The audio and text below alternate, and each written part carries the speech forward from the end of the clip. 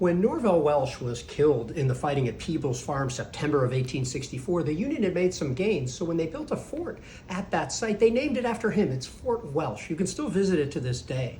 When General C.F. Smith died from an infection not too long after the Battle of Fort Donelson, they constructed a fort in Washington, Fort C.F. Smith. There's still a park there to this day. After John Sedgwick died in the Battle of Spotsylvania, later when the troops went down to Petersburg, they named Fort Sedgwick after him. And when Lieutenant William Harrison, an engineer, helped to build Fort Harrison south of Richmond, the fort bore his name until the Union captured it when they renamed it Fort Burnham after one of the brigade commanders in the area. See, they didn't just name these forts after people who had died. Sometimes they named them after the living. Fort Totten in Washington is named after Joseph Totten, who was alive at the time that it was actually constructed. After William Mahone was so active in the Petersburg campaign, they named a fort after him, Fort Mahone. And when Fort Henry was getting submerged with water or in danger of being almost completely unoccupiable, Fort Hyman was built, and it was named after its architect, and that is Adolphus Hyman. Okay, why am I talking about all this? Because the American Battlefield Trust is trying to save 5 tracts